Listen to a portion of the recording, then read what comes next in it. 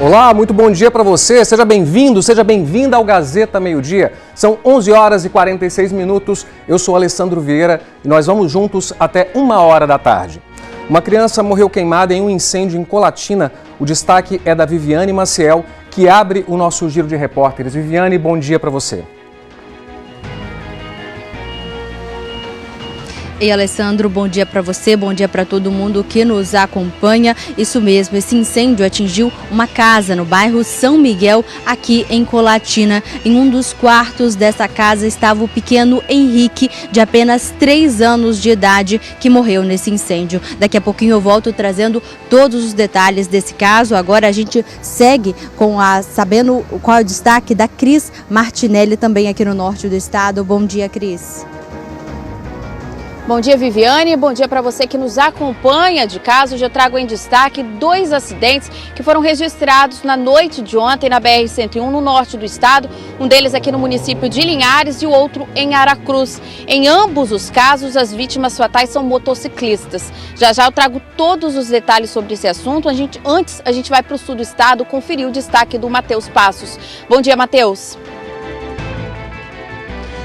Ei, Cris, bom dia para você, bom dia também a todos. Hoje eu destaco que uma ambulância pegou fogo ontem na BR-482, na altura do município de Alegre. Um susto para quem estava passando ali pelo local. Daqui a pouco eu trago todos os detalhes, viu? E mudando completamente de assunto, ontem à noite em Cachoeiro, mais de 40 casais disseram sim em um casamento comunitário no centro do município.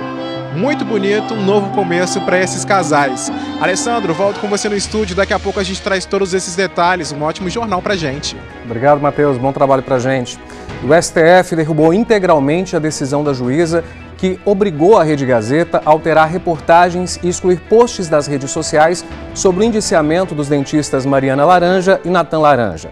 O ministro Flávio Dino entendeu que as reportagens não extrapolaram a liberdade de imprensa e que o conteúdo pode ser republicado em todas as plataformas digitais. E tem mais, nós vamos mostrar a noite de festa para empresas vencedoras do Prêmio Gazeta Empresarial de Colatina.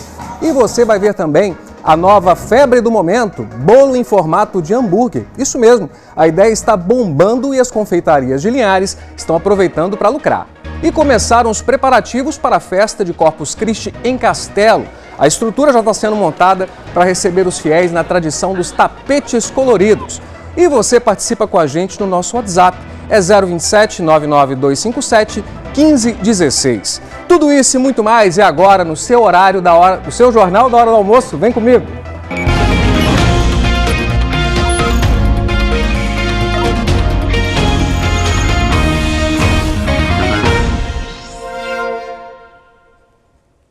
A gente abre essa edição do Gazeta Meio-Dia com uma ocorrência grave.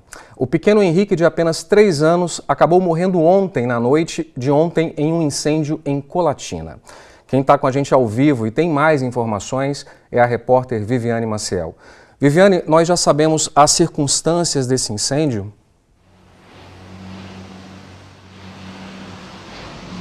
Ei, Alessandro, bom dia novamente para você, para todo mundo que nos acompanha. Não, ainda não se sabe o que causou esse incêndio nessa casa no bairro São Miguel na noite de ontem, aqui em Colatina. Hoje à tarde deve ser feita uma perícia do Corpo de Bombeiros que vai justamente aí investigar onde esse incêndio começou e qual foi a causa desse fogo.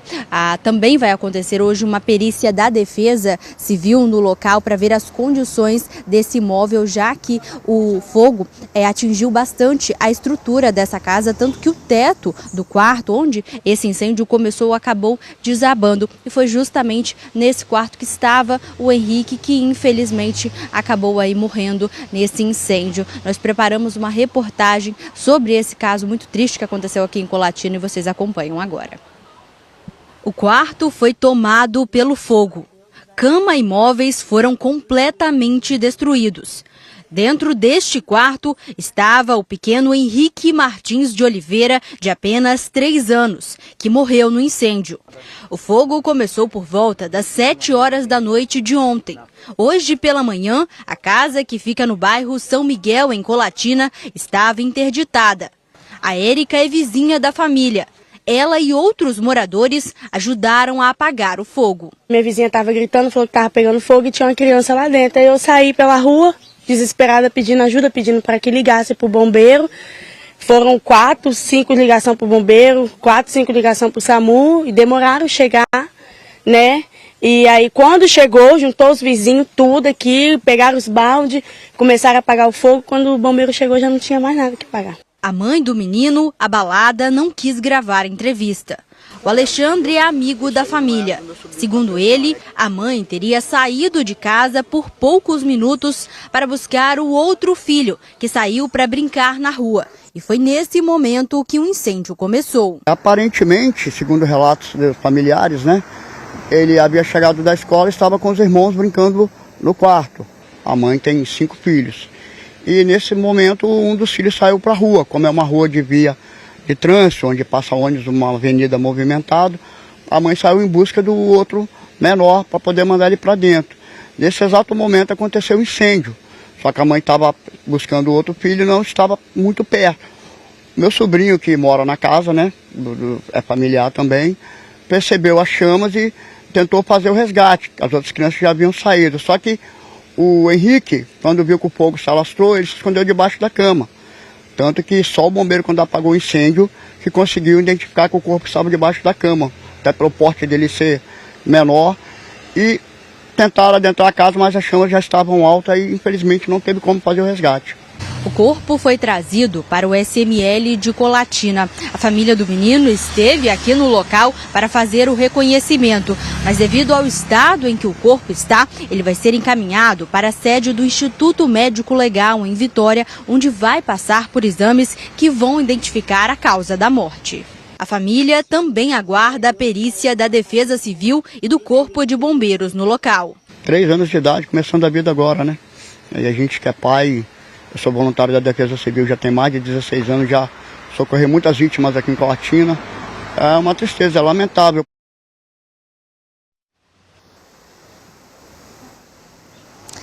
Pois é, você viu aí, né? Hoje o Corpo de Bombeiros deve fazer uma perícia no local para tentar investigar aí o que causou esse incêndio que acabou na morte desse menino de apenas 3 anos. Eu conversei com o Sargento Inácio do Corpo de Bombeiros aqui de Colatina. Vamos ouvir o que ele disse sobre essa perícia e também sobre como foi a atuação do Corpo de Bombeiros. Normalmente, quando a gente recebe o alerta vermelho, a gente inicia o deslocamento imediato. É um local próximo daqui do quartel, então acredito que a gente tenha feito um tempo-resposta bom. Claro que existe, a ligação ela cai lá em Vitória no CIODES e aí é feita uma triagem, faz a transferência para a nossa unidade onde é acionado. Só que a dinâmica do incêndio ela é muito rápida. A carga incêndio no ambiente ali, né, com 2 camas, uma de casal, de solteiro. Então assim, esse incêndio ele desenvolve de uma forma muito rápida. E provavelmente eles devem ter encontrado dificuldade realmente de adentrar no imóvel e aí o que sobrou foi realmente fazer esse combate de forma externa ali. Ontem, ainda no momento da ocorrência, teve a equipe da Polícia Científica no local, iniciou a perícia do corpo e o recolhimento está programado para hoje ocorrer a inspeção da Defesa Civil quanto à estrutura das casas e a perícia do incêndio, para tentar apurar a causa do incêndio, o que provocou e onde teve início.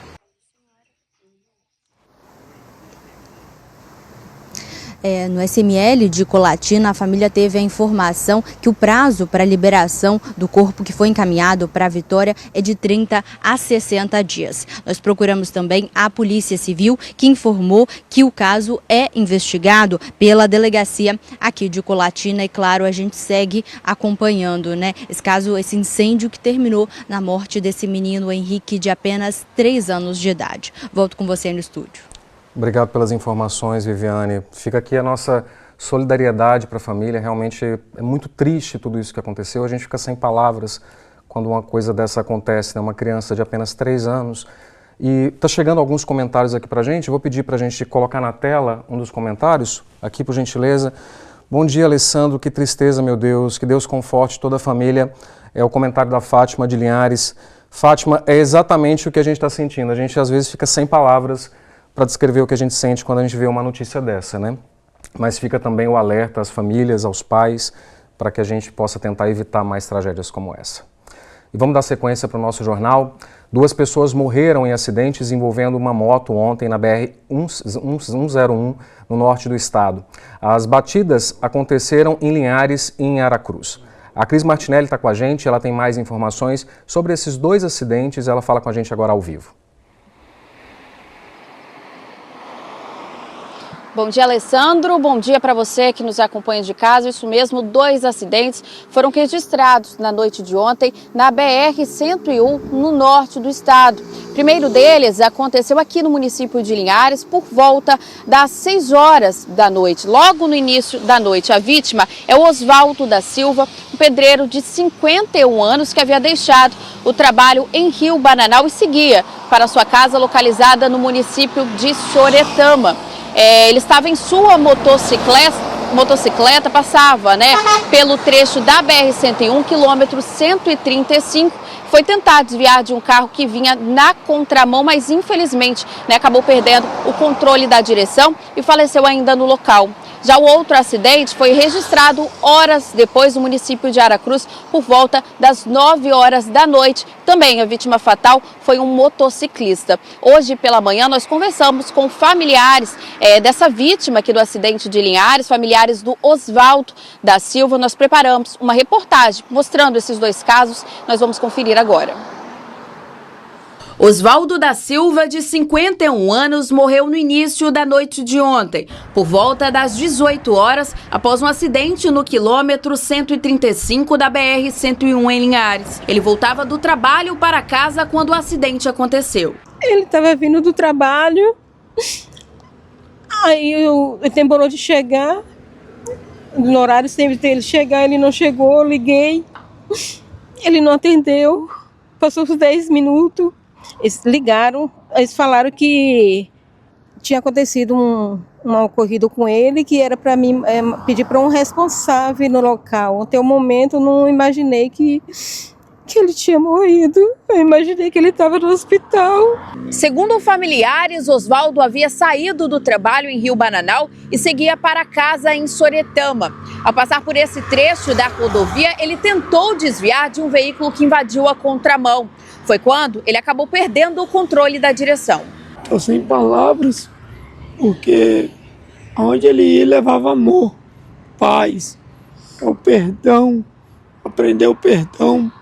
E eu creio que Deus recebeu ele no céu. Equipes do SAMU foram acionadas, mas Osvaldo não resistiu aos ferimentos e morreu no local. O corpo foi encaminhado para o Serviço Médico Legal de Linhares. Já por volta das 21 horas, um outro acidente também foi registrado na BR-101. Dessa vez, a ocorrência foi em Aracruz e envolveu uma caminhonete, uma carreta e uma motocicleta. Segundo a Polícia Rodoviária Federal, o motociclista teria colidido na traseira da caminhonete que estava parada em uma fila do sistema Parecsiga. Com o impacto, ele foi arremessado para a pista e acabou sendo atropelado pela carreta. A vítima morreu no local. O corpo foi encaminhado ao Serviço Médico Legal de Linhares, onde aguarda o reconhecimento por parte dos familiares.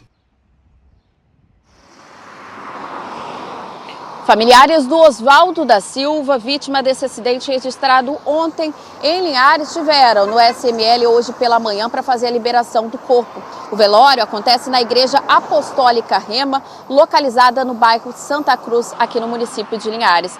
Já com relação à vítima do acidente em Aracruz, o corpo segue no SML, aguardando o reconhecimento de familiares. Esse motociclista ainda não foi identificado, pois estava sem qualquer tipo de documentação.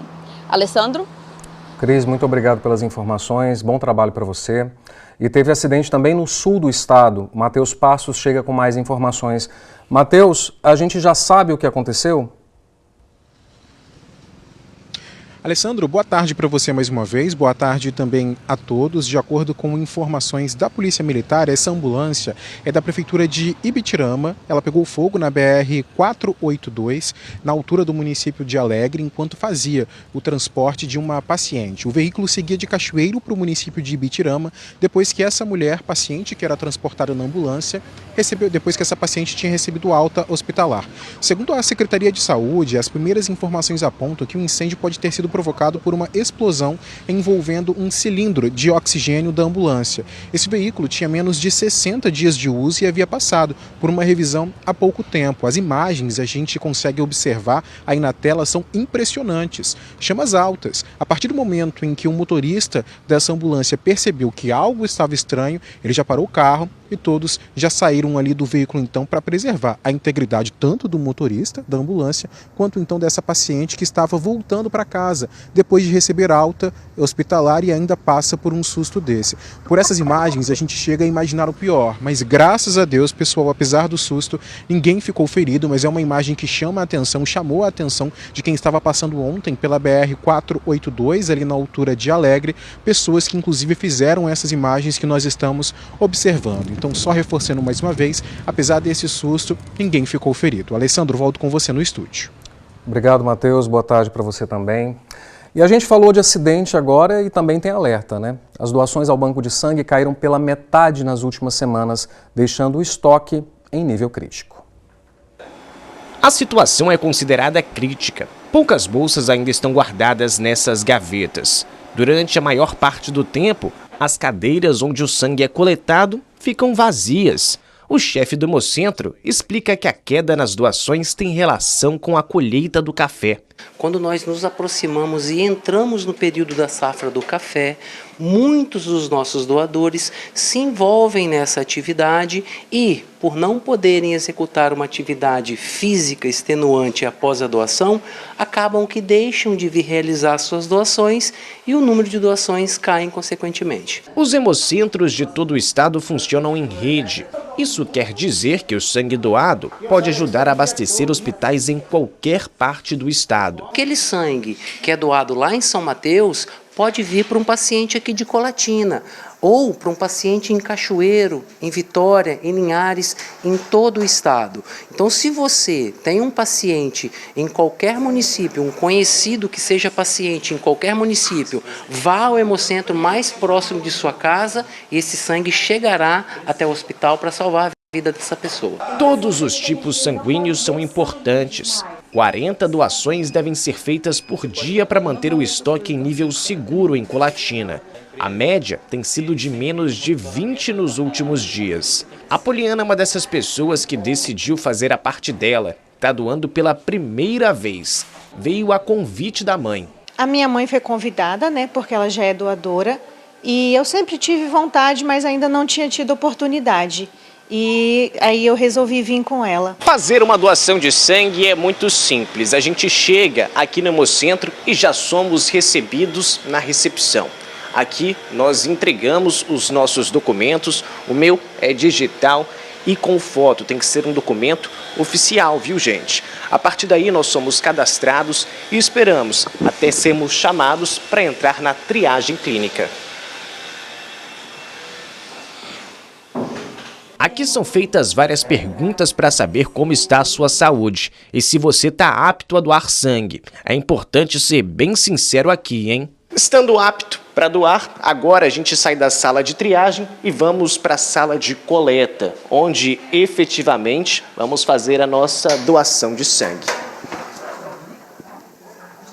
A doação é rápida, dura menos de 10 minutos e uma bolsa cheia como essa aqui pode ajudar a salvar vidas. Homens podem doar até 4 vezes por ano, mulheres 3 vezes. Na camisa da Regislânia está o sentimento que resume bem a doação de sangue, esperança. Eu acho muito importante, né? Ajuda a salvar vidas. Eu quero vir sempre, fazer isso sempre.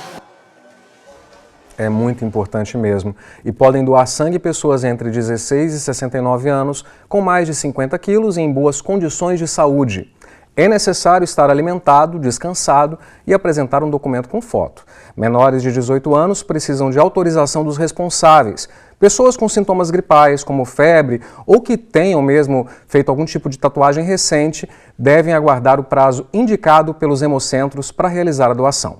O Hemocentro Regional de Colatina fica no centro da cidade, ali em frente ao Hospital Silvio Avidos, e as doações elas podem ser feitas de segunda a sexta, das 7 da manhã às 4 da tarde. O cadastro do doador se encerra às 3h20 da tarde. Então, não perca tempo e vamos nos ajudar todo mundo, né? Vamos lá? O Supremo Tribunal Federal derrubou a decisão da juíza Teumelita Guimarães Alves, que obrigava a TV Gazeta, os sites A Gazeta e G1 e a Rádio CBN Vitória a reescreverem e removerem reportagens sobre o indiciamento por lesão corporal dos dentistas Mariana Laranja e Natan Laranja. Para o ministro, as reportagens não extrapolaram os limites do regular exercício da liberdade de imprensa. O ministro Flávio Dino analisou a ordem da juíza Teumelita Guimarães Alves, os argumentos apresentados pelos advogados dos dentistas indiciados e o pedido feito pelo Departamento Jurídico da Rede Gazeta. Numa decisão de 19 páginas, o ministro transcreveu na íntegra reportagem feita pela Rede Gazeta e analisou a forma como o material foi produzido. Ele escreveu: nesse contexto, considerando o teor das reportagens, cuja alteração e retirada foi determinada pela autoridade reclamada, no caso a juíza capixaba, não vislumbro fundamento idôneo para a conclusão adotada no sentido que as manifestações veiculadas pelo reclamante, no caso a Rede Gazeta, configurariam imputações aptas a extrapolar os limites do regular exercício da liberdade de imprensa. Ainda na decisão, o ministro disse que a retirada total ou parcial de conteúdos é medida absolutamente excepcional à luz da liberdade de imprensa, conforme clara orientação do STF, inclusive em precedentes vinculantes. Por fim, o ministro julgou integralmente procedente os pedidos feitos pela Rede Gazeta para cassar a decisão da juíza Teumelita Guimarães Alves. Na decisão, a juíza havia determinado readequação editorial do título, subtítulo e corpo de todas as matérias jornalísticas escritas. A inserção, no topo de cada uma das matérias jornalísticas escritas em seus portais eletrônicos, uma nota explicativa visível e de fácil leitura, esclarecendo ao público que o procedimento investigativo se encontra em estágio preliminar. A retirada de circulação de todas as suas plataformas de redes sociais, tais como Instagram, Facebook, YouTube e congêneres, no prazo de 24 horas, as publicações de consumo rápido, Reels, Shorts, cards e chamadas promocionais que imputem de forma autônoma o crime de exercício ilegal da medicina ou que utilizem de maneira vexatória e descontextualizada vídeos de acervo institucional de imagem produzidos pelos autores, a abstenção de realização de novos impulsionamentos pagos ou de patrocínio de anúncios algorítmicos em ambiente digital de qualquer conteúdo que faça menção às reportagens objeto da readequação, hora determinada. Todas essas ordens da juíza capixaba foram derrubadas e, portanto, não têm mais nenhuma eficácia. Quando entrou com o pedido no Supremo Tribunal Federal, a defesa da Rede Gazeta afirmou que as reportagens foram baseadas em fontes oficiais, ouviram fontes diversas, foi ouvida a defesa dos dentistas e foram publicadas por veículos jornalísticos de tradição e alcance no Espírito Santo com imparcialidade e profissionalismo. O jurídico da Rede Gazeta disse ainda que nenhum sistema constitucional democrático admite que o Poder Judiciário determine a um veículo jornalístico: escreva desta forma, insira este texto, use esta terminologia. Essa é, precisamente, a censura prévia proibida. Nenhuma forma de intervenção estatal sobre o conteúdo editorial da imprensa, seja qual for sua roupagem, é compatível com o Estado democrático de direito. Ainda segundo a defesa da Rede Gazeta, a decisão da juíza é censura prévia e se assemelha muito a expedientes decorrentes do famigerado AI-5 ditatorial. Por fim, a Gazeta defende que a mera existência de investigação criminal, no caso o indiciamento policial, é fato de interesse público que a imprensa tem o dever de cobrir. As reportagens que foram excluídas ou apagadas serão novamente republicadas, assim como será reinserido nas redes sociais todo o conteúdo que trata do indiciamento dos dentistas Mariana Laranja e Natan Laranja. Eles foram indiciados pela Polícia Civil por lesão corporal culposa, depois que 3 pacientes relataram deformidades, infecções e sequelas após procedimentos de mini-lifting facial. As postagens jornalísticas que haviam sido retiradas do ar já foram republicadas e estão disponíveis em todas as redes sociais da TV Gazeta e do site A Gazeta. E agora a gente confere a previsão do tempo. No sábado, poucas nuvens aqui no estado. A previsão é de tempo aberto e sem chuva. As temperaturas permanecem estáveis.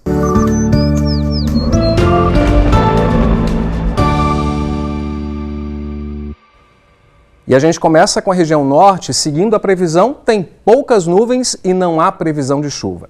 Temperatura mínima de 19 graus e máxima de 31 graus. Quem viu essa foto bonita pra gente foi Edivânio, de Rio Bananal. E agora a gente também vai conferir a previsão que segue para a região, vamos ver qual? Região sul, que tem mínima de 17 graus e máxima de 31 graus. Quem viu essa foto pra gente, olha só, gente, essa foto tá parecendo um quadro. Eu facilmente colocaria ela na minha casa, viu? Foi o Matheus Bertol, que está sempre participando aqui com a gente, né? E agora a gente vai para a região noroeste, com mínima de 18 graus e máxima de 31 graus. Na região também tem sem previsão de chuva na região noroeste. E essa imagem quem enviou para a gente foi a Lúcia Balbuza, de Colatina. O tempo está mais fechado por lá, né, Lúcia? E você também, mande o seu registro logo cedinho que a gente mostra por aqui. Bom, e um atleta de wingsuit, é isso daí mesmo, é um equipamento que lembra uma asa de morcego. Ele precisou ser resgatado pelo Corpo de Bombeiros depois de ficar preso na copa de uma árvore lá em Castelo. O acidente aconteceu na Pedra do Cabrito, na zona rural do município. O esportista ficou suspenso a cerca de 20 metros de altura após o salto. A equipe dos bombeiros montou um sistema de ancoragem em uma árvore que ficava ali próxima e fez o resgate. Olha, como a gente pode ver nas imagens, não foi fácil, viu? Foi preciso cortar parte do equipamento para que o atleta pudesse ser liberado e assim, só dessa forma, ele foi retirado em segurança. Ele não teve ferimentos. Bom, chega agora mais com a gente que tem mais notícia boa aqui no Gazeta Meio-Dia, viu? Você sabia que essas fofurinhas aí que a gente está vendo, elas são a nova esperança na luta contra o câncer? Isso mesmo. Pesquisadores da UFES vão treinar cachorros para que eles consigam farejar a doença em pacientes. O Felipe Sena mostra tudo isso e muito mais agora na reportagem. Você já teve a impressão de que seu cachorro sabia exatamente o que você estava sentindo? Ou quando parece que ele adivinha quando alguém vai chegar em casa? Tem uma história de proximidade com o homem que é muito grande, né? E ele tem uma capacidade olfatória que é o ponto central da nossa questão, né? É extraordinária a capacidade dele. Eu costumo dar o exemplo de que uma colher de sopa de alguma coisa que tenha cheiro, se você jogar numa piscina olímpica cheia d'água, o cão vai farejar e vai conseguir identificar. Pesquisadores da UFES decidiram estudar essas habilidades caninas para uma missão inédita no Brasil, a de farejar e ajudar no diagnóstico de doenças graves, como o câncer, a tuberculose e a esquistossomose. É o projeto Cheiro. Pode ser o ar expirado, pode ser urina, né? Pode ser materiais biológicos para a gente poder expor para o cão pelo velho método de Pavlov, né? Que é de condicionamento. Então, quando ele estiver frente a uma amostra positiva, vai cair automaticamente de um dispensador de comida que ele goste, né? E ele vai ter essa recompensa. Então, ele vai começar a associar que toda vez que ele detectar aquele cheiro, ele ganha comida. E esse é o treinamento. Basicamente, tem que ser repetido por semanas e semanas.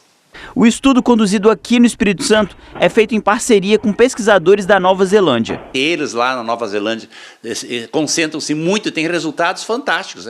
Os cães que têm melhor desempenho, porque é uma variação de desempenho entre os cães também. Então, os cães que têm melhor desempenho chegam a ter mais de 90% de acerto. Isso é fantástico. Nesse projeto, os cachorros não vão sair cheirando os pacientes no corredor de um hospital, não. Tudo acontece em ambientes controlados, como esse daqui.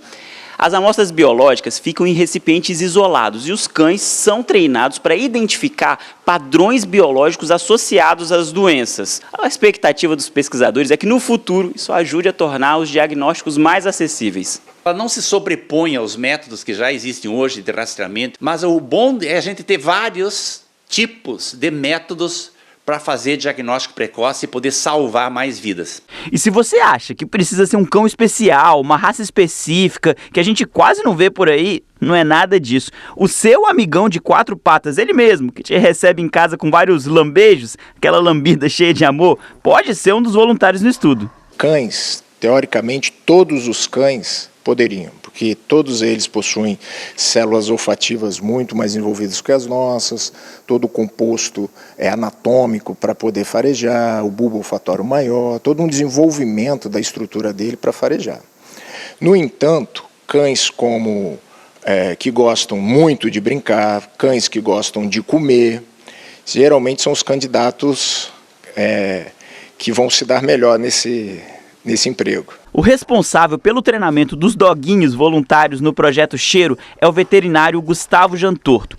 Ele também é o profissional que treina os cães farejadores da Receita Federal que trabalham nos aeroportos do Brasil inteiro.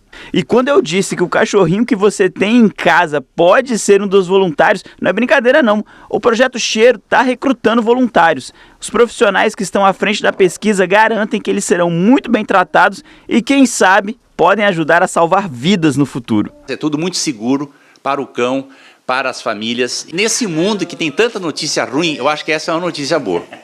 Com certeza, essa daí é uma notícia muito boa. E você ficou interessado? Para se voluntariar é muito fácil. O dono do animal deve entrar em contato pelo e-mail cães.cancer@gmail.com. Está aparecendo aqui na sua tela. E nas Montanhas Capixabas, em Venda Nova do Imigrante, acontece mais uma edição do Polenta Off-Road, que segue até amanhã. Ao longo do fim de semana, mais de 1000 atletas de diversas partes do país participam de modalidades como enduro, UTV, veículo, que mistura carro e quadriciclo, usado em trilhas. Eu também nunca tinha ouvido falar disso, viu, gente? Além de outras provas de aventura. A programação é realizada no tradicional Polentão, esse daí eu já conheço bem, que também recebe shows, feiras e atrações culturais. Bom, a gente agora vai para um rápido intervalo comercial, mas antes eu deixo vocês com imagens ao vivo da BR-101 em Colatina. A gente volta já já, não saia daí.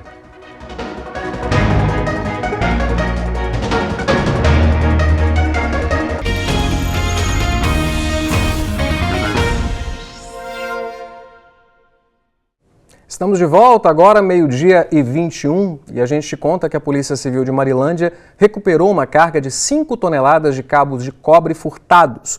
A Viviane Maciel tem mais informações. Vivi, tudo bem com você? Eu queria saber como começaram essas investigações.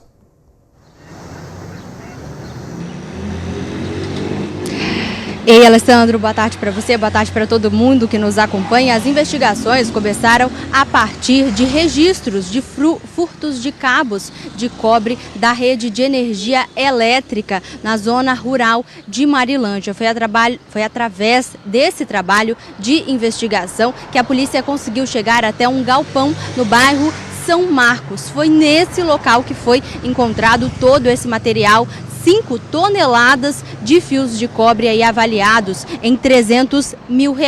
Segundo a polícia, a maior parte desse material foi furtado de empresas de telefonia em Minas Gerais. E esse material era trazido aqui para o Espírito Santo, onde o cobre era transformado em pó e depois vendido. O responsável pelo galpão não estava no local, mas foi identificado pelos policiais e vai responder aí pelo crime de receptação. Essa, segundo a polícia, foi uma das maiores operações que terminou aí na recuperação dessa quantidade de cobre furtado aqui no estado. Então, aí esse trabalho da polícia, 5 toneladas de fios de cobre recuperados. Volto com você aí no estúdio. Obrigado, Viviane, muita coisa. Você está em Colatina e a gente vai continuar aí o nosso passeio pelo estado. Isso mesmo, porque a Feira dos Municípios é um pouco disso, né? Um passeio, porque cada uma das cidades do nosso estado mostra um pouco do seu potencial e um pouco da sua história. E tudo isso reunido em um lugar só. O João Brito é quem chega com a gente ao vivo, mostra mais pra gente tudo que está rolando aí na Feira dos Municípios. É isso, João Brito? Seja bem-vindo, boa tarde. É isso, Alessandro. Boa tarde para você, para todo mundo com a gente aqui na TV Gazeta. Exatamente, eu estou aqui do pavilhão de Carapina na Serra, onde acontece a Feira dos Municípios, mas ao mesmo tempo, sabe onde eu estou? Eu estou na região turística do Verde das Águas, olha só, compreende os municípios de Aracruz, Conceição da Barra, Linhares, Rio Baranal, Soretama também. Aqui a Feira dos Municípios é exatamente isso, você consegue andar de um estande para outro, conhecer outras culturas, conhecer também costumes, gastronomia e se informar também do turismo de cada local. Vamos chegar para cá um pouquinho, estou com o Iago Araújo aqui na câmera, olha só a movimentação, a Feira dos Municípios que acontece hoje, também amanhã ao longo do dia tem atrações culturais, como eu disse, atrações gastronômicas também e muitas atrações musicais. A gente está aqui chegando num estande em que a gente consegue mostrar produtos característicos de Linhares e também São Mateus. Eu estou aqui com a produtora Érica Rangel, muito obrigado pela participação, Érica, aqui no Gazeta Meio Dia. Estou vendo aqui que tem uma variedade de cacau, né? Isso, nós estamos em Linhares, né, aqui no norte do Espírito Santo, no Cada Verde das Águas, e nós produzimos cacau e trabalhamos com ele até chegar no chocolate. Eu estou vendo que tem mel de cacau também. Isso, o mel de cacau é um suco integral, né, de cacau, que é uma maravilha, né, como se você estivesse chupando o cacau. Muito obrigado, viu, Érica? São as potencialidades de cada município que são representados aqui. Vamos chegar um pouquinho mais para cá, Iago, para mostrar um pouco mais sobre esse espaço que representa diversos municípios do nosso Espírito Santo. Linhares, São Mateus, vimos ali pela gastronomia. Aqui temos o espaço de São Mateus, olha só, bem representado com os potenciais turísticos da cidade de São Mateus. Um pouco mais para frente a gente tem outros estandes também, o pessoal aí, ó, representando São Mateus. Muita gente aqui falando, né, atraindo os turistas, e quem quiser conhecer, não tem tempo para conhecer todo o Espírito Santo, pela Feira dos Municípios consegue fazer isso de uma forma muito prática, né? Vamos chegar aqui para cá porque tem o espaço de Soretama, gente. Achei muito interessante esse espaço de Soretama, porque em Soretama nós temos a reserva biológica, a maior reserva biológica do Espírito Santo, e olha só, quem passa consegue tirar uma foto com os animais, aqui a fauna da reserva biológica, né? Então, também temos aqui representados esses espaços que você consegue tirar uma foto com a sua família e ter todas as informações com o pessoal aqui, que também exibe os seus produtos e as informações de cada município. Só relembrando e reforçando, a Feira dos Municípios acontece aqui na Serra, programação ao longo do dia, amanhã também ao longo do dia, só termina de noite. A entrada é gratuita, tem um valor do estacionamento, mas para entrar aqui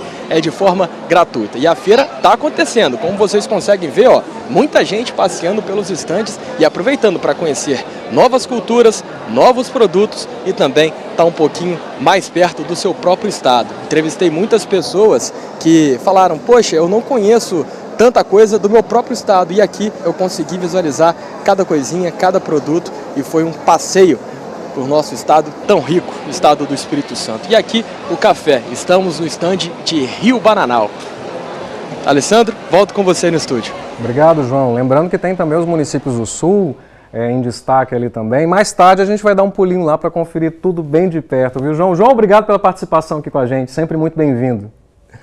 Bom, maio é o mês de conscientização sobre a talassemia, uma doença genética que pode causar diferentes tipos de anemia. Aqui no Espírito Santo, para vocês terem uma ideia, cerca de 60 pessoas fazem tratamento e enfrentam uma rotina constante de cuidados. A gente confere agora a reportagem de Enzo Teixeira. A mãe desconfiou que alguma coisa não estava certa quando José Estevão teve uma febre que não passava, quando tinha só 6 meses. O quadro era grave e o garoto foi parar na UTI. Quando chegou no hospital, o médico foi pedir uns exames, né, que percebeu que a taxa, né, nos exames mostrou que a taxa de hemoglobina dele estava muitíssimo baixa. E aí veio a internação imediata, porque ele já estava em risco. O José tem talassemia, uma doença que afeta a produção de hemoglobina no sangue e pode causar uma anemia grave. O paciente tem um déficit, né, de produção de uma proteína chamada de globina, né, que é responsável por formar a hemoglobina, que é aquela substância que fica dentro da célula vermelha, que é responsável por carregar o oxigênio para todos os nossos órgãos do nosso corpo, né? Então esse paciente já nasce com essa alteração, e ele tem essa redução dessa produção dessa proteína, e, consequentemente, aí vai ter um déficit de oxigenação no corpo. Ela é uma doença genética. A mãe e o pai dele também têm o traço talassêmico. Eu tenho traço talassêmico, né? Meu esposo tem o traço talassêmico. A gente chama muito aqui na nossa região da talassemia de italiano, né? Da anemia de italiano, né? Mas eu fiz todo o meu pré-natal, né? O José Estevão foi uma criança totalmente planejada e nunca os médicos nos alertaram para essa possibilidade, né? Então, realmente, quando a gente descobriu no escuro. Desde então, o tratamento faz parte da vida dele. Pelo menos uma vez por mês, o menino de 12 anos faz transfusões de sangue para continuar bem. Por causa do procedimento, o organismo acaba acumulando ferro e ele também precisa tomar medicações e fazer exames constantes para evitar complicações. O garoto lida com o tratamento com tranquilidade. Eu vou para Vitória, aí lá eu vou no shopping, compro livro, aí eu fico na minha avó também, né? Gosto muito de ficar lá. E eu já acostumei lá na transfusão. Na transfusão sempre demora muito, mas eles me dão um antialérgico que me dá sono, aí eu durmo a transfusão inteira, para mim não tem problema. Entre os principais sinais da doença estão o cansaço, a fraqueza, a palidez, em alguns casos o atraso no crescimento. Atualmente no Espírito Santo, cerca de 60 pessoas fazem o tratamento contra a talassemia. Maio é o mês de conscientização sobre a talassemia, doença que tem cura, mas não é tão simples assim. Ela tem cura, sim. Principalmente naqueles casos em que a gente faz um diagnóstico precoce, nos casos mais graves, a gente pode encaminhar esses pacientes para fazer um transplante de medula óssea, né? Principalmente quando o paciente tem menos de 16 anos, né, e tem essas manifestações mais graves, né, com déficit de crescimento, então eles podem ser candidatos a fazer transplante de medula óssea. No caso do José Estevão, a maior dificuldade do tratamento é achar pessoas com sangue compatível com o dele. Hoje, infelizmente, a gente tem uma baixa, né, de estoque, né, de bolsas de sangue. Então, nossa maior dificuldade é encontrar esses doadores compatíveis, né, para o tipo sanguíneo dele. Mas a gente está sempre fazendo campanha, né, para que essas doações sejam recorrentes. Apesar disso, hoje o menino leva uma vida normal, como qualquer garoto da idade dele. Gosta de ler e jogar videogames e é cheio de sonhos. O que você quer ser quando crescer? Eu pretendo ou ser promotor ou advogado, ou se não, meu maior plano é ser agrônomo. E agora a gente fala dos cuidados com a natureza. É que está rolando em Vargem Alta um evento que valoriza a mata em pé. É isso mesmo, quem fala com a gente agora é Matheus Passos, que tem os detalhes ao vivo. Matheus, seja bem-vindo de volta aqui com a gente. Conta mais pra gente desse evento que está rolando. Alessandro, esse evento não está acontecendo só hoje não, tá? Começou no dia 27, ou seja, 4 dias de evento. Hoje, no sábado, ele está acontecendo neste momento, começou por volta das 9h30 da manhã e segue até as 4 horas da tarde. Evento que acontece na Reserva Ambiental Águia Branca, na região de Vargem Alta, região das Montanhas Capixabas. É bem pertinho, ali de Domingos Martins, da região de Pedra Azul, ou seja, dá para curtir o evento, sair aprendendo mais sobre como preservar a nossa Mata Atlântica, ainda passear, conhecer as belezas das nossas regiões. Esse é um evento que reforça o papel do Espírito Santo na preservação da Mata Atlântica e também na valorização dos saberes, dos produtos e também das tradições locais. O evento também aproveitou para lançar uma iniciativa concreta de apoio à inovação e também ao empreendedorismo sustentável aqui no Espírito Santo. Como eu disse, esse evento está acontecendo neste momento, começou por volta das 9h30 da manhã, lá na Reserva Ambiental Águia Branca, na região de Vargem Alta, bem pertinho ali, às margens da S-164. É um lugar lindo, gente, preservado, é a natureza em sua essência pura, um local muito bonito que nós já mostramos aqui diversas vezes. E hoje está rolando um evento super especial durante a programação, então, dessa semana de preservação da Mata Atlântica. Hoje acontece o lançamento do livro Histórias de Quintal, seguido de conversa com o escritor o conhecido, famoso escritor Itamar Vieira Júnior, autor de Torto Arado e Salvar o Fogo.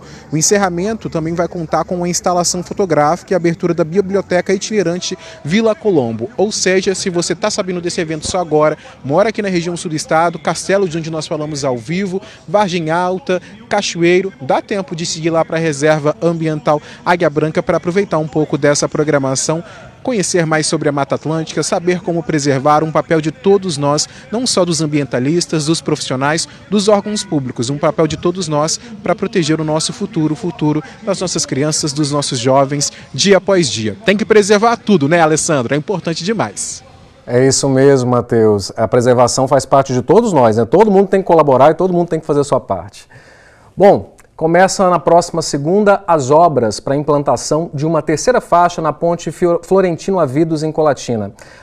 A intervenção vai criar uma faixa reversível para melhorar o fluxo de veículos entre o centro e o bairro São Silvano. Os serviços devem durar cerca de 4 meses, com investimento estimado em R$ 1.400.000. Bom, nós temos agora imagens, a gente vai para um intervalo rápido, mas a gente vai com imagens de drone sobrevoando ali, ó, a rodovia do Soturno em Cachoeiro. Essas imagens que a gente está vendo, e você vai ficar com elas, essas imagens são de Andrade Ribeiro. A gente volta já já, em instantes, não saia daí.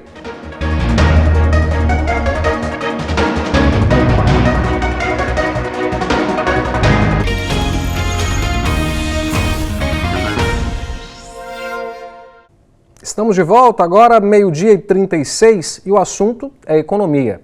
Colatina, na região noroeste, tem 10 mil empresas e deve receber 2 bilhões de reais em investimentos até 2029. No mercado tão competitivo, ser lembrado é um desafio. Ontem foram divulgados os ganhadores do Prêmio Gazeta Empresarial de Colatina. Uma noite para celebrar as empresas que estão na cabeça do colatinense. Marcas que fazem parte da rotina de quem mora na cidade e que ajudam a movimentar a economia de uma das principais potências do interior do Espírito Santo. Um exemplo, Colatina hoje tem uma dificuldade de estacionamento. Com o nosso empreendimento, o cliente já vai chegar, já vai ter o local certo para estacionar e ser bem atendido pelo profissional. Colatina tem hoje mais de 10 mil empresas. Só neste ano, mais de 300 novos negócios já foram abertos. E ser lembrado entre tantas empresas não é tarefa fácil em uma cidade que segue recebendo novos moradores, novos empreendimentos e mais concorrência. O cliente, cada dia que passa, está mais exigente e a gente tem que estar à altura dele. E a inovação faz parte, a gente tem que estar inovando todo dia, trazendo novas tecnologias, né, para entregar agilidade e uma experiência superior para os clientes. O principal desafio para se manter relevante no mercado é acompanhar as mudanças no perfil do consumidor, cada vez mais exigente. Ele mudou completamente todos os hábitos de alimentação para uma alimentação mais saudável e as categorias que a gente até então tinha de tradicional, de biscoito, caindo vertiginosamente à venda. O Prêmio Gazeta Empresarial é definido por quem conhece a cidade. Uma pesquisa é feita nas ruas de Colatina e os moradores respondem qual a primeira empresa que vem à cabeça em cada um dos segmentos. O resultado é um retrato da força dessas empresas e da conexão que elas criam com a população. E essa conexão é justamente o tema desta edição, Conexões que Inspiram. Uma homenagem às empresas que ajudam a movimentar a economia, gerar empregos e contribuir para o desenvolvimento de Colatina. Ao todo, 41 segmentos foram premiados. Temos um grande desafio, que é sempre buscar um atendimento humanizado, buscar melhoria e ter aquilo que a gente mais busca, é o cuidado com nossos clientes. Até 2029, Colatina deve receber quase 2 bilhões de reais em investimentos. Os recursos devem chegar a diferentes áreas da economia. Para a administração municipal, um dos destaques está no investimento em logística. Criar uma cadeia logística de acessibilidade, de duplicação de BR, de novas BRs em conjunto, né, com o governo federal, com o governo estadual, mas também mexendo na mobilidade urbana. Em 2026, o prêmio ganhou um significado ainda mais especial.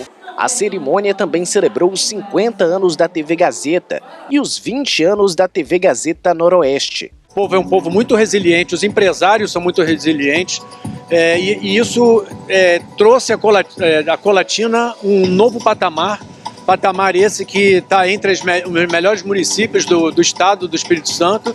E isso é muito importante para a gente como empresa, que tem como objetivo principal contribuir para o desenvolvimento do estado. E depois das homenagens e do reconhecimento às empresas que fazem parte da história de Colatina, foi hora de comemorar.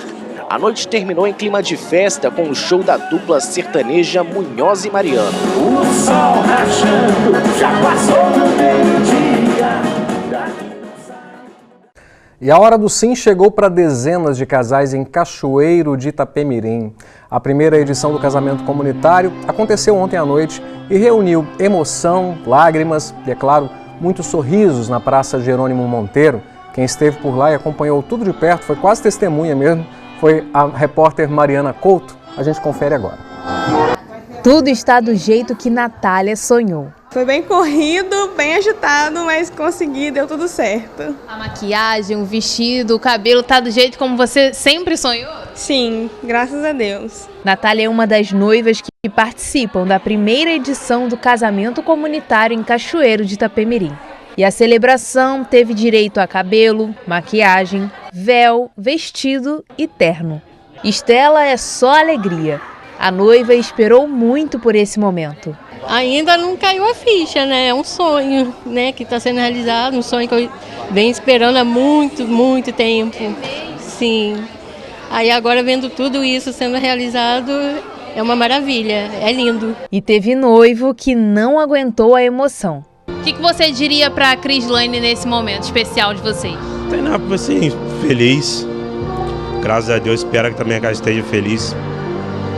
Ela está muito feliz mesmo, eu tenho certeza. Eu também.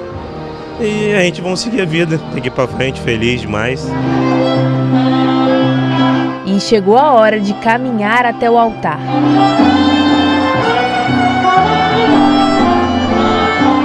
A pergunta mais importante tem uma única resposta. Sim! A Praça Jerônimo Monteiro virou cenário de histórias de amor. Cerca de 40 casais participaram do casamento comunitário. E esse é um momento especial que marca o início de uma nova etapa na vida dessas famílias. Depois do sim, Rômulo, noivo da Natália, é só alegria. Muito feliz da conta. Muito, muito, muito. Era um sonho nosso, né? Sempre. Então, tá realizando isso é gratificante. Em nome de Jesus deu certo, graças a Deus tudo certo. Além da oficialização da união civil, o casamento comunitário também garante acesso a direitos e reforça os vínculos familiares. Uma festa bonita, realizada em parcerias, né, entre o poder público e a sociedade civil, por meio de parceiros, empresas. É uma alegria. Hoje é um momento de festa onde que a cidade contempla e divide esse momento com as famílias. Entre abraços, lágrimas e muitos sorrisos, os casais começam agora oficialmente uma nova etapa da vida. Um dia que vai ficar guardado na memória de todas essas famílias. Bonito, né? Romântico. E quando a gente fala de casamento, geralmente a gente também fala de bolo de casamento. Mas eu vou trazer para vocês agora um outro tipo de bolo. Você já ouviu falar no cake burger? Pois é um doce que imita hambúrguer. Essa tendência viralizou nas redes sociais, tenho certeza que você já viu aí em casa, e ela virou aposta de faturamento para muitos empreendedores de Linhares. Olha só, tá passando aqui na tela, tá bonito, né?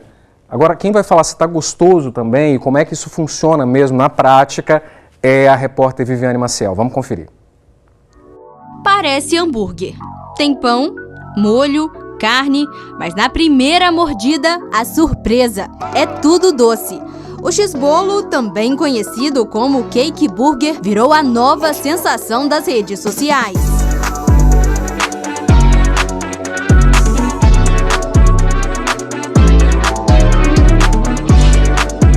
Uma sobremesa criativa que mistura a aparência de fast food com recheios açucarados e muito capricho na decoração.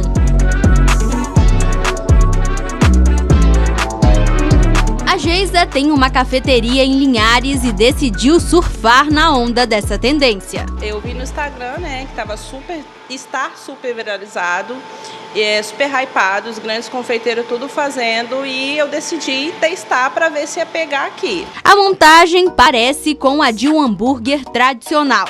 O bolo faz o papel do pão, a geleia de morango vira o ketchup.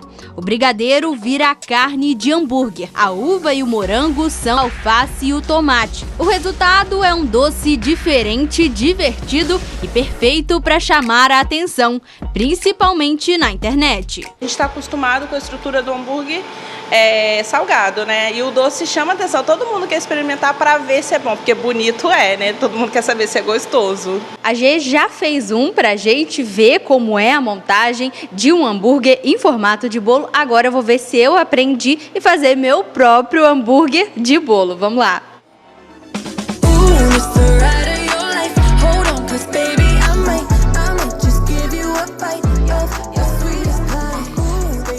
Esse é o X-bolo que eu acabei de fazer e agora eu vou fazer o sacrifício de experimentar para ver se está realmente bom. Claro, tudo pela reportagem para poder passar para vocês aí de casa se vale a pena comprar um desse ou não.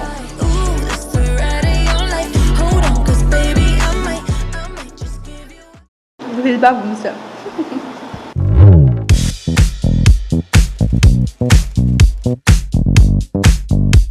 A Thaísa começou a fazer os bolos em formato de hambúrguer depois de receber vários pedidos de clientes. Arrisquei, fiz, montei do meu jeitinho e no dia que eu coloquei, depois de uns 8 dias, os clientes começaram a ficar doidos do Instagram, eles começaram a entregar o meu conteúdo a mais e está sendo sucesso.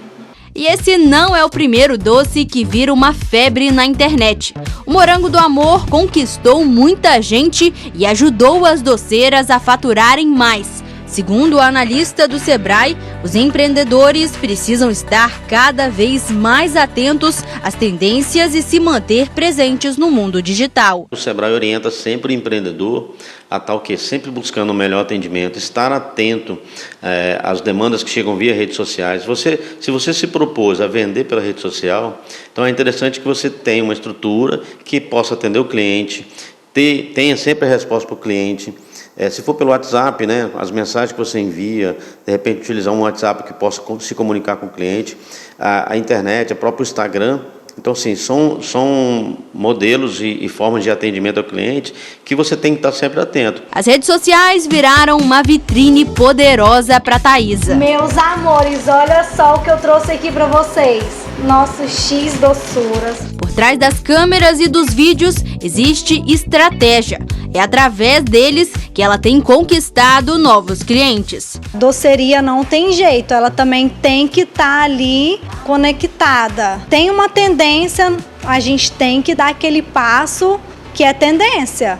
Porque a galera também está super focada nessa parte através dos doces.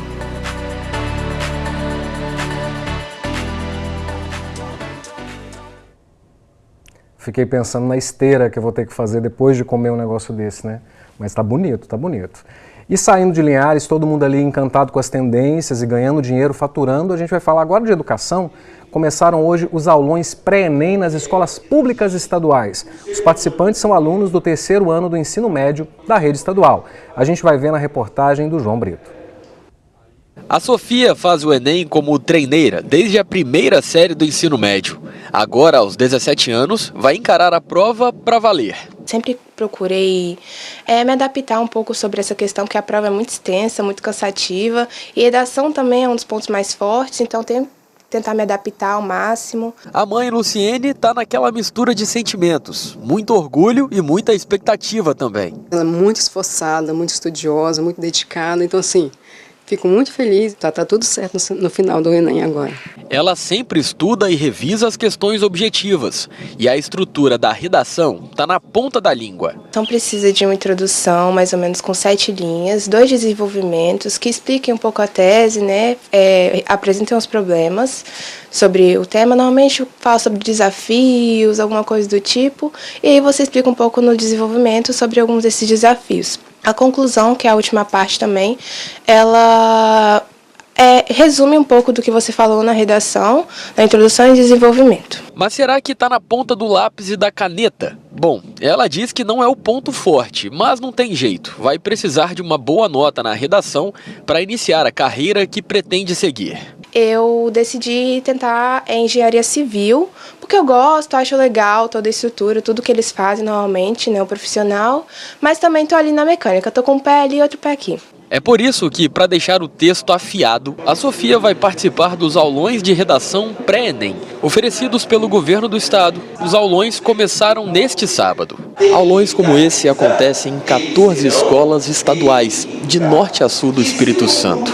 São presenciais, cada um com duração de 3 horas.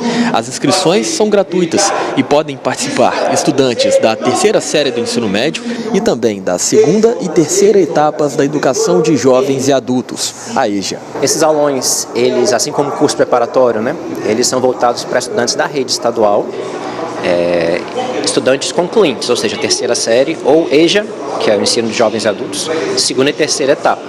Essa divulgação ela chega nas escolas por e-mail, via informes, que a gente chama, e também chega nos grupos dos líderes de turma. Então, tem uma capilaridade muito boa, né? E vem com um formulário de inscrição para que eles possam se inscrever ali 2 semanas antes de cada aulão. Todos os alunos são recebidos com um pequeno lanche para estarem firmes e fortes durante as 3 horas do aulão. Na Serra, o aulão é realizado na Escola Professora Cibele Bezerra Lara, em Jardim Limoeiro.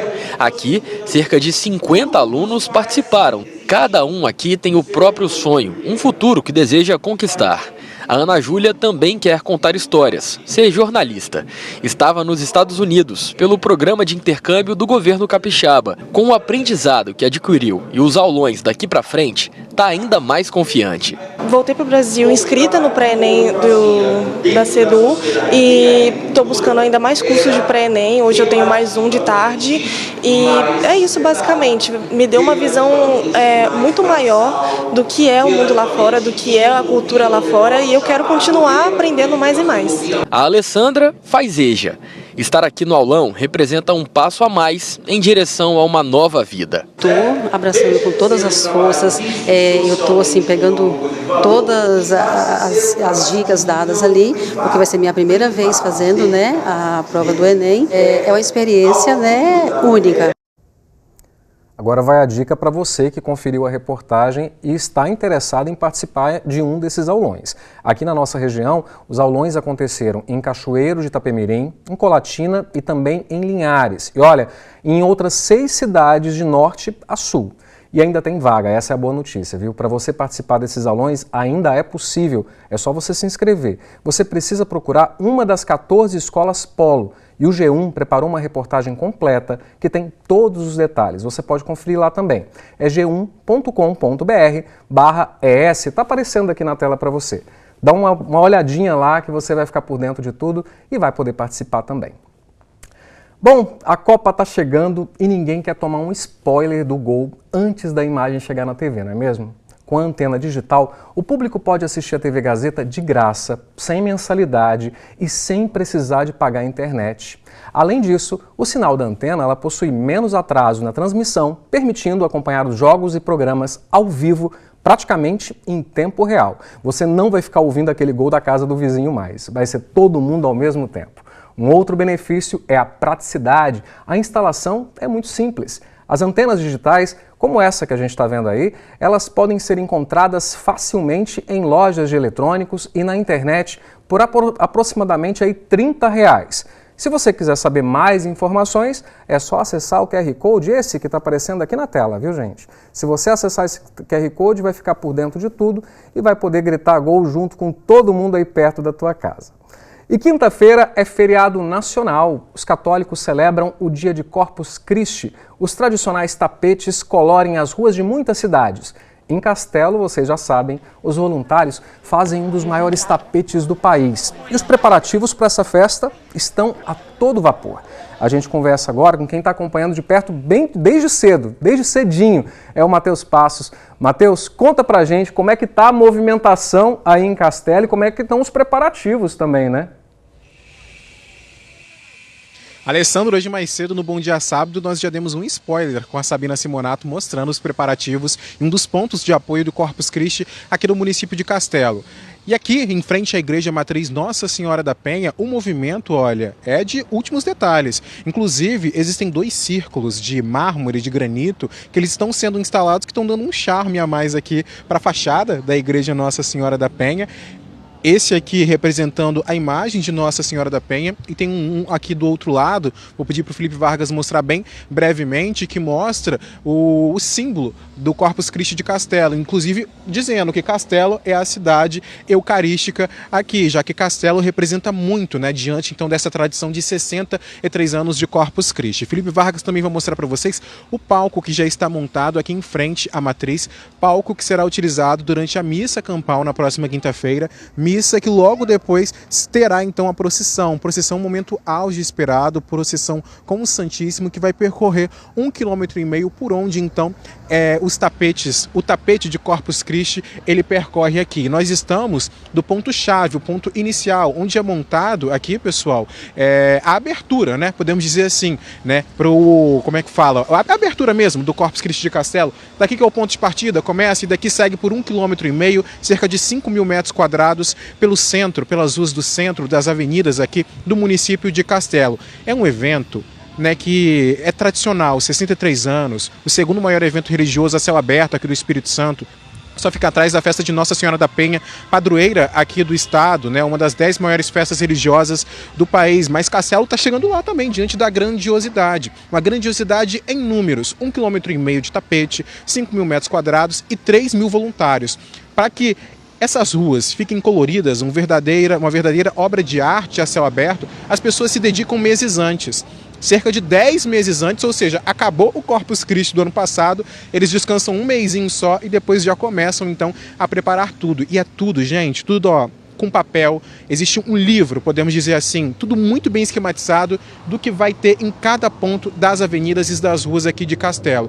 E aí os voluntários começam a se preparar com 8, 2, 3, 6 meses antes para deixar tudo pronto. Esses voluntários vão utilizar este ano cerca de 80 toneladas de materiais de diversos tipos, 60 toneladas de pedras, 12 toneladas de cipreste, 12 mil plantas, além de materiais recicláveis que inclusive estão sendo utilizados em quadros, como se fossem gravuras ali, muito bonito, algo que vai surpreender quem passar aqui por Castelo, tá, pessoal? E aí esses voluntários utilizam todos esses materiais para dar vida então a esses tapetes. 150 mil pessoas são esperadas na próxima quinta-feira aqui em Castelo para prestigiar, acompanhar tudo por aqui, e durante o dia tem programação, missas aqui na Igreja Nossa Senhora da Penha, e logo no fim do dia, início da noite, a missa campal, seguida da procissão do Santíssimo, um momento tão esperado, quando o Santíssimo passa por cima dos tapetes, 1,5 km de tapete,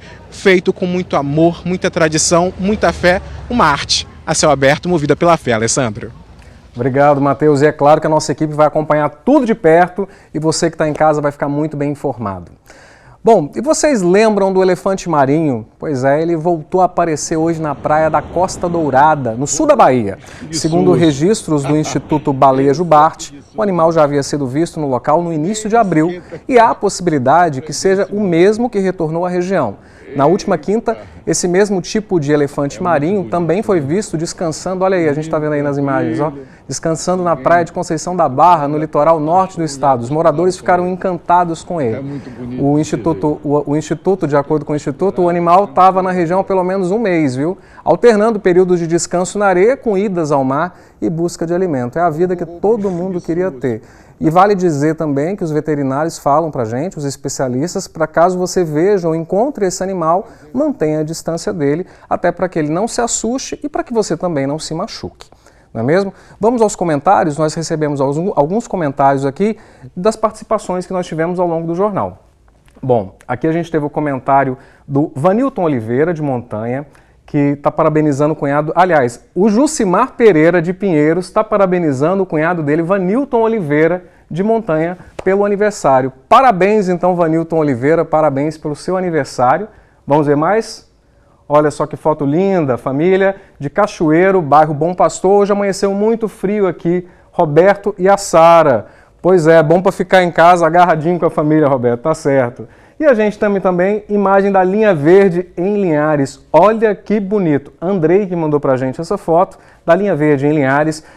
André que mandou pra gente de Linhares essa foto. E olha que linda que tá essa imagem. O sol aí nascendo em Linhares. Bom, o Gazeta Meio-Dia tá chegando ao fim. A gente vai encerrando e você fica com imagens ao vivo daqui. E a gente fica com o Globo Esporte, que vai logo na seguida, viu? Eu agradeço muito a sua companhia. Até a próxima semana. Tchau, tchau.